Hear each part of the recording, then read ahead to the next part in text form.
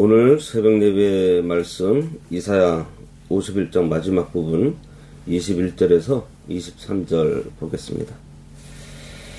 그러므로 너 곤고하며 포도주가 아니라도 취한 자여 이 말을 들으라.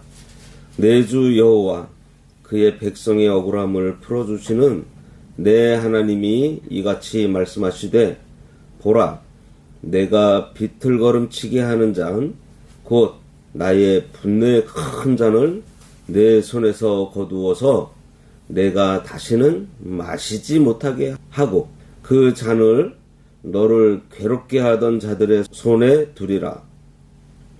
그들은 일찍이 내게 이르기를 엎드리라 우리가 넘어가리라 하던 자들이라. 너를 넘어가려는 그들에게 내가 내 허리를 땅과 같게 길거리와 같게 하였느니라 하시니라. 오늘 말씀의 제목은 시온에는 진노의 잔을 거두시고 원수는 심판하심입니다. 영양이 그물에 걸려서 지쳐 쓰러져 있는 것처럼 하나님의 징계로 아무런 힘도 쓰지도 못하고 쓰러져 있는 이스라엘을 하나님께서 찾아가셔서 깨우시고 일어나라고 하는데도 여전히 하나님의 견책이 있음에도 깨어나지 못하는 이스라엘에게 하나님께서 진노의 잔을 거두시고 대적의 손에서 구원하시고 그 대적은 멸하실 것을 언급하고 있는 말씀입니다. 17절부터 보고 있는 본문을 통해서 우리는 하나님의 공의와 사랑의 그 오묘한 조화를 발견하게 돼요. 하나님은 그 누구라도 죄를 범한 것에 대해서 만큼은 절대 용납하지 않으시는 공의가 철저한 분이시지만 한 번 택한 자는 어떤 상황에 처해 있든지 반드시 구원하시는 사랑 그 자체이세요. 특히 19절에 나타난 고통받는 백성들을 향해서 동정하시면서도 징계의 손을 바로 거두시지 않고 계시는 하나님의 모습 속에서 공의와 사랑 이 두 가지 속성이 서로 갈등하고 있지만 모순되지 않게 조화하고 있는 것을 볼 수가 있습니다. 사실 택한 자들에 대한 하나님의 징계는 사랑의 다른 표현이에요. 제가 예전에도 한번 말씀드렸는데 부드러운 사랑이 있고 거친 사랑이 있는 것입니다. 그리고 택한 자들에 대한 그런 하나님의 사랑은 궁극적으로 볼 때 대적에 대해서 승리할 수 있는 힘과 우리 구원의 원동력이 돼요. 21절에 그러므로 너 공고하며 포도주가 아니라도 취한 자여 이 말을 들으라.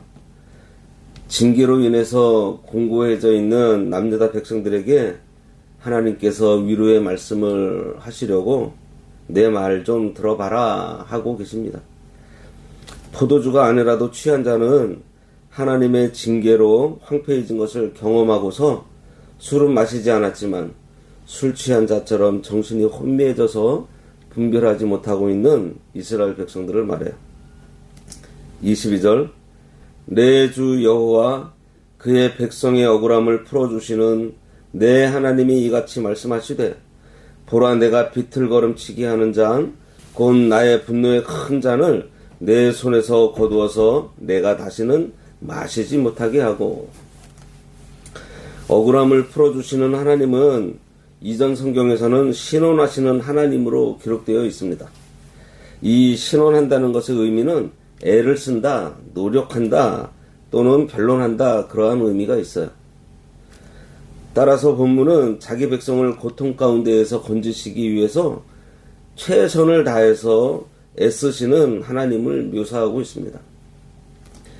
내가 비틀거림치게 하는 잔, 곧 나의 분노의 큰 잔을 내 손에서 거두어서 네가 다시는 마시지 못하게 하고. 남유다의 억울하심을 풀어주시려고 애쓰시는 하나님께서 이제 그들의 고통스러워하는 것을 보시고 그의 진노를 그치신다는 거예요. 이 말씀은 남유다의 해방과 회복에 대한 약속으로 그들이 하나님 앞에 범죄함으로 징계를 받아서 고통 가운데 있지만 하나님께서는 여전히 변함없는 사랑으로 그들을 사랑하고 계신다는 것을 잘 드러내주고 있습니다. 하나님의 이 사랑 때문에 죄인인 우리들이 결코 멸망당하지 않는 거예요. 23절 그 잔을 너를 괴롭게 하던 자들의 손에 두리라. 그들은 일찍이 내게 이르기를 엎드리라. 우리가 넘어가리라 하던 자들이라. 너를 넘기려는 그들에게 내가 내 허리를 땅과 같게 길거리와 같게 하였느니라 하시니라. 여기 잔을 너를 괴롭게 하던 자들의 손에 둔다 그랬습니다. 남유다를 압제하는 바벨론으로 해서 남유다를 대신해서 하나님의 분노의 잔을 마시게 한다는 거예요. 이건 역시 그 성격상 바벨론의 죄악으로 말미암는 거예요. 그런데 이스라엘은 이 잔을 하나님께서 거두어 가셨지만 반면에 바벨론은 이를 영원히 마셔야만 했습니다. 이것은 이스라엘에 대한 징계가 그들을 멸망시키기 위한 것이 아니고 그들을 바른 길로 인도하기 위한 하나님의 사랑의 채찍이었음을 증명해주고 있어요. 여기 보면은 내게 이르기를 엎드리라 우리가 넘어가리라 하던 자들이라 그랬습니다.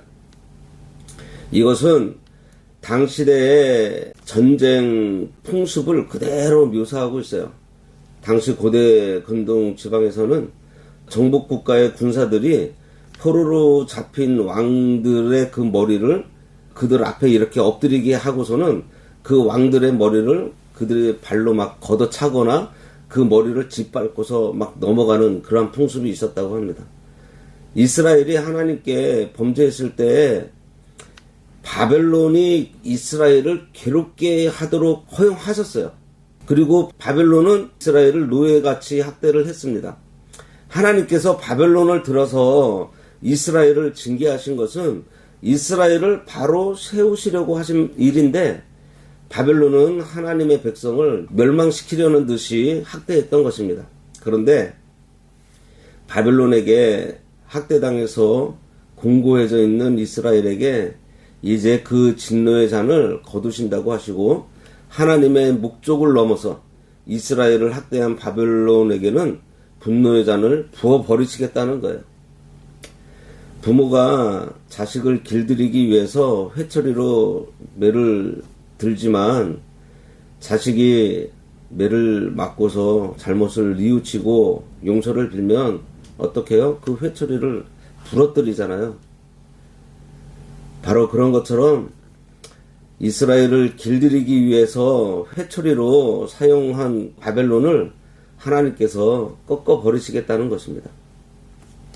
그들에게 내가 내 허리를 땅과 같게 길거리와 같게 하였느니라 하시니라.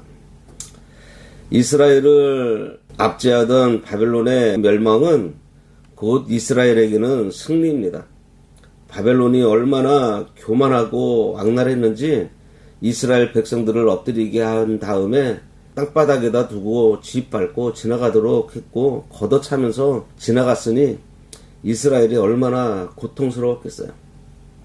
그렇게 지쳐 쓰러져서 혼미해져 있는 자기 백성을 보고 긍휼을 베풀어 주시는 하나님께서 또 찾아와서 깨워주시고 일으켜서 승리자로 세워주시겠다는 말씀입니다. 그러니 우리가 하나님께서 권고하시고 징책하실 때 벌떡 일어나서 하나님께로 돌아가야 하겠습니다. 그래서 하나님께서 함께 하시면서 싸워주시는 이 신앙생활을 우리가 잘해서 하나님의 능력을 힘입어서 승리하는 자리에 앉아야 할 것입니다.